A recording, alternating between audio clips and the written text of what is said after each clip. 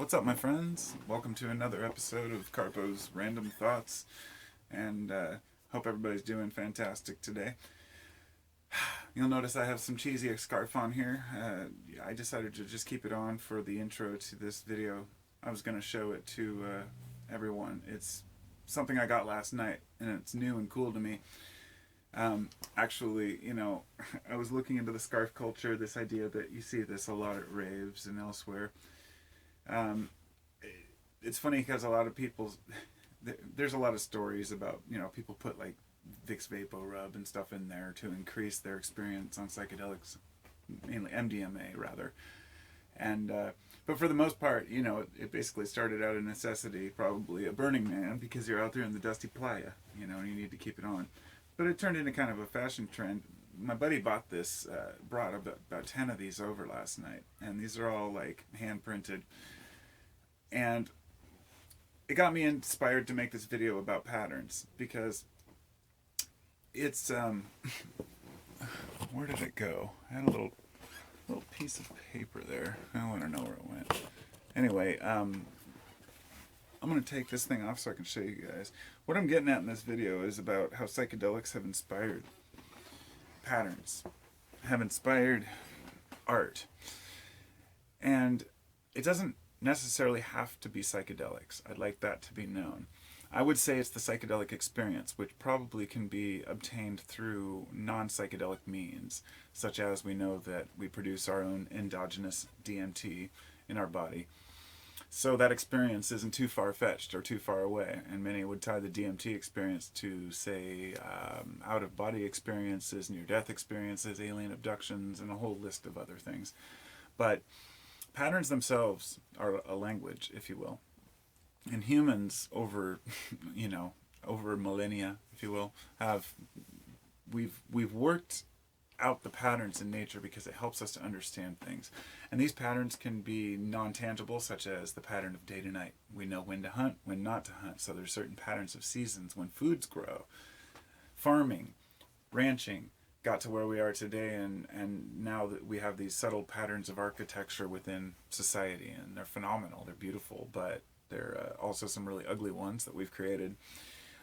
But this type of art right here, and I'm going to try to get it kind of up to the camera. The interesting thing is this is made by a company. See, my buddy brought over like 10 of them. He was selling for his friend who had received a whole bunch of them he was going to sell because he really liked them. It's accessoureyes.com, and they're like $22 each, so they're not cheap for handkerchiefs. This one's made by a guy named Lotus, and I had a hard time picking this out, but if you look at this design right here, now the kind of like wavy line design that's inside that, it's called Shipibo. They called it Shipibo with an SHA, but it's actually Shipibo is a tribe from Colombia, the pre-Columbian tribe, which you can look up Shipibo and you'll find all different types of art that they've done, and vases and blankets, and it's beautiful stuff. So anyway, I'd like to go a little bit deeper. If you look at the center there, I mean, the designs are just amazing. And then over here we've got the flower of life right there in the center. So it's just kind of interwoven with that, and the edges have their own really cool designs. And this edge right here is pretty neat too. So there's several different ways that you could, of course, utilize a handkerchief. What really got me was he didn't mention this when I bought it, but I looked him up, and turns out that the type of they use, first off, it's beach, like a beach fiber that they use on it that's like a sustainably harvested, so they're really all about sustainability and that whatnot. And maybe it's a little bit of hippie-ish stuff, but they've got crystal infused paint. They're infused with alabaster and selenite, which I found pretty interesting in its own right. And I don't know if that adds to the shine or the glimmer or just the effect of saying, hey, it's in there. But I've realized something. It doesn't really matter. Patterns are amazing. They're just awesome. I love, I like tie-dyes. I grew up wearing tie-dyes, but it was mostly of course, the beauty of the color, but that represents something I've seen in my mind, something that I've been, a place I've been to. And psychedelic art is inspired by, the idea that Paisley, everybody knows what, Paisley is like the teardrop shapes that you'll see in like, Eastern ancient, it goes way back, and there's a whole history of this. And then there's batik, which is like wax removed from cloth and certain patterns done over that. All of these patterns, supposedly, the theory goes, at least in my theory goes, that, they were all inspired by things people actually saw in their minds. Whether induced by psychedelic trance or not remains to be seen, and it doesn't seem to really matter. We can't, here's what I'm getting at, we can't attribute all of the psychedelic patterns to taking psychedelics. Psilocybin mushrooms have been around forever, but a lot of tribes were also taking ayahuasca. There were a variety of deliriants and other substances. Here's the thing with deliriants, even taking something that's maybe basically anything that takes you away from normal sobriety and reality can induce a psychedelic like experience. And it's got me really fascinated with how we see color when our eyes are closed. Because something the other day, this is something I had actually just never thought about. And maybe one of you all can answer it for me. When you close your eyes, what do you see? Now, there is something called these blobs of white light that a person will see when you close your eyes, or if you push on your eyes, they'll appear. Now, they actually have a name, and they're called Phosphenes. And these Phosphenes are actual light that you're seeing. So it's not just something supposedly that your brain is creating. I mean, obviously, you're pushing on your eye, and something's happening. So they say that they're biophotons, is what they are. And depending on how you push on it, they've actually, by using electromagnetism or electricity or electromagnetism and magnetism, they've induced these phosphenes in people's sight, meaning that magnetism can affect the light that a person's seeing, which is really interesting in its own right. But I wondered about closed eye visuals, because do you see colors with your eyes closed? Well, if you take psychedelics, you will see color with your eyes closed. If you've taken LSD, psilocybin, or any other, DMT mostly, would be like a way to get there very fast.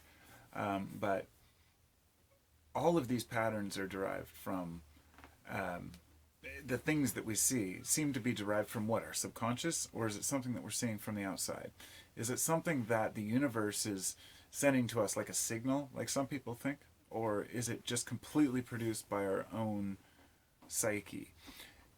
It seems that regardless of whether you think of it as a spiritual experience or just a brain trip where you're fooling yourself and all these visuals are, let me just put it this way to start off. Something about psychedelics. I've taken them for years, and I revere them. I take them very sparingly, and 4 out of 5 times I plan to take them, I don't.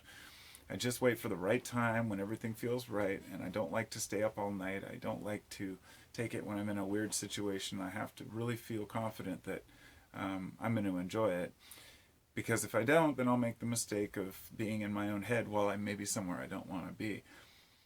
But I wanted to say that the experience of psychedelics, I do it because I very much enjoy the visual aspect of it. It seems to give me information that I can't quite explain or understand, because the visuals are considered a byproduct of the psychedelic experience.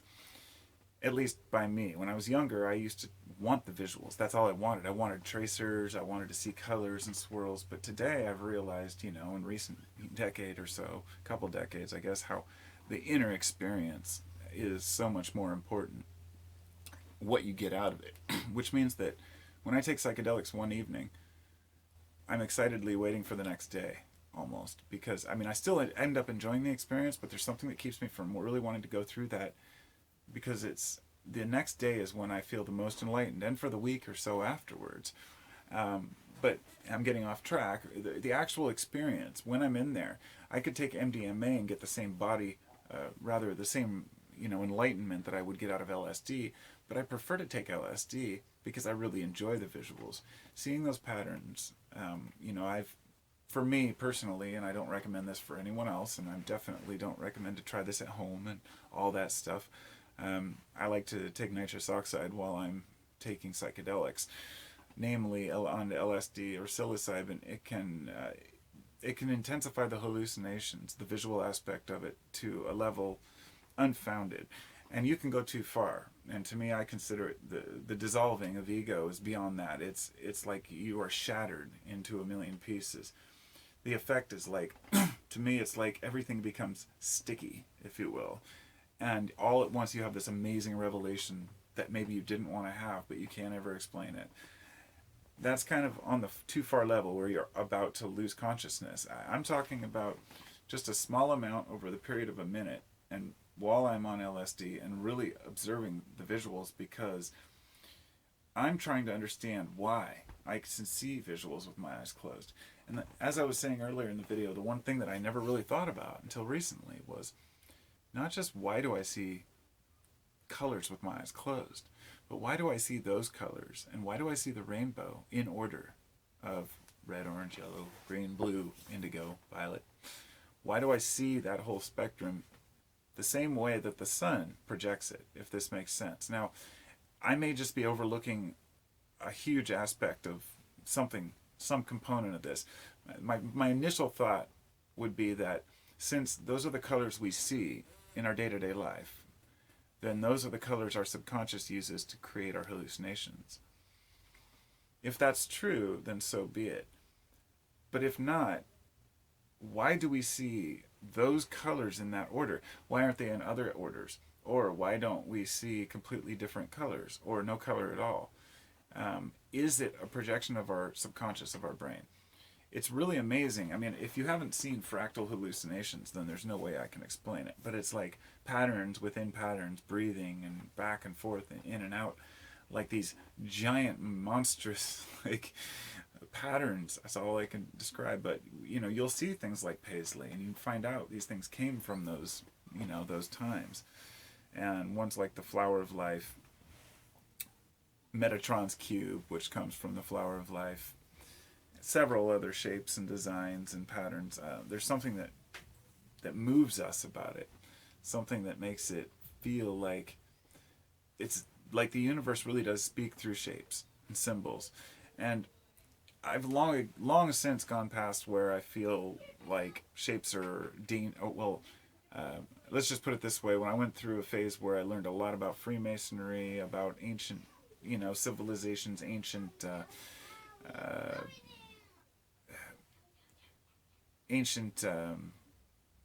sorry, I can hear my kid out there and wondering what he's doing. Ancient temples and the inscriptions that they used, and the flowers of life and everything. And you see how it moved into really fine paintings. And you start to wonder, like, what is it about art and what is it about geometry that incorporates these mathematical ratios? You know, it's as if they say that, you know, the universe speaks through mathematics.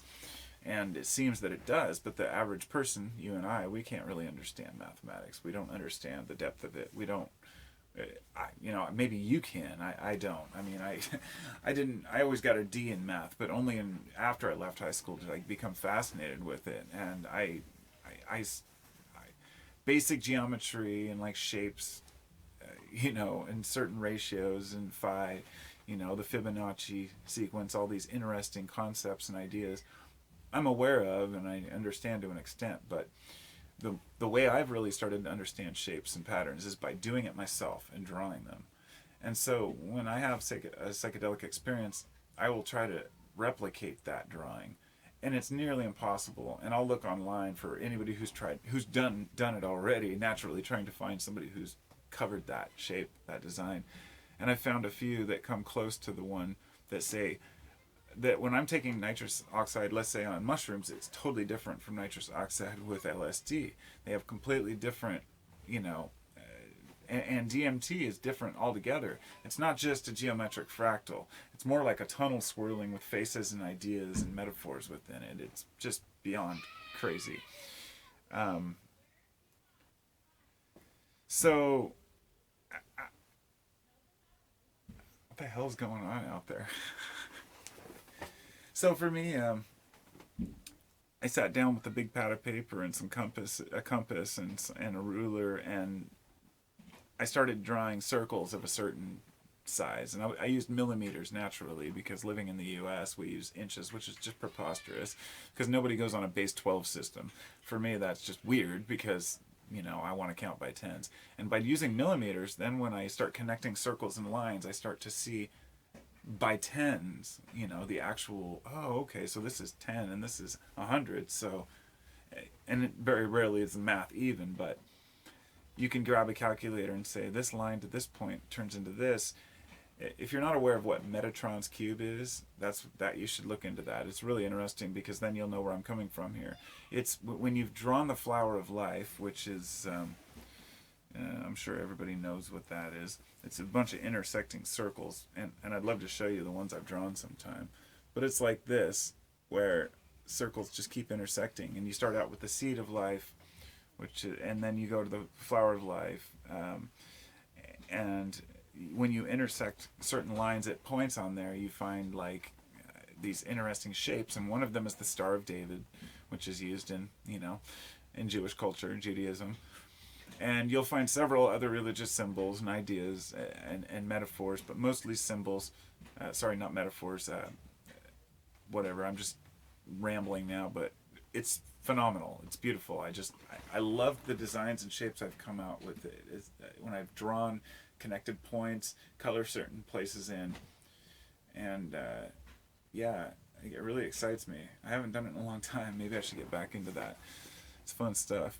So anyway, I'm gonna go now. It's I gotta get down to the vape shop today because they close always before I can ever get there, and they have buy two get one free on Wednesday, and I'm just about out of fluid.